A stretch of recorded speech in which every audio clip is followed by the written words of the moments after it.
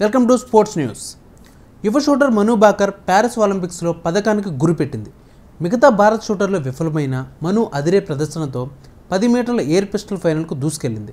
మను భాకర్ ప్రదర్శన ఒక్కటే షూటింగ్లో తొలి రోజు భారత్కు ఊరట కల్పించింది. క్వాలిఫికేషన్లో ఆమె 580 పాయింట్లతో 3వ స్థానంలో నిలిచింది. ఆమె 27 ఇన్నర్ పదులు షూట్ చేసింది.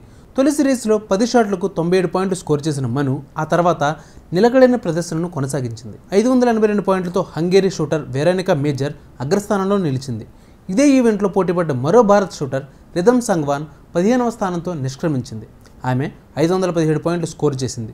10 మీటర్ల ఎయిర్ పిస్టల్ ఈవెంట్ ఫైనల్ ఆదివారం జరగనుంది. మరోవైపు పురుషుల 10 మీటర్ల ఎయిర్ పిస్టల్లో సరబ్జోత్ అర్జున్ ఫైనల్కు చేరుకోలేకపోయాడు.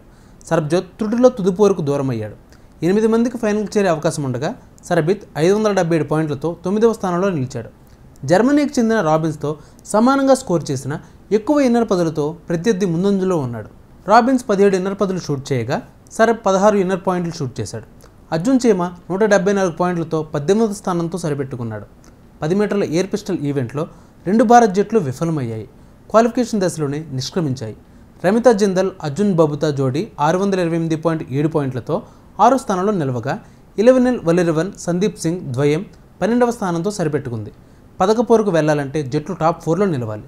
కానీ దురదృష్టవశాత్తు ఆ అవకాశాన్ని మన భారత్ జట్లు కోల్పోయాయి.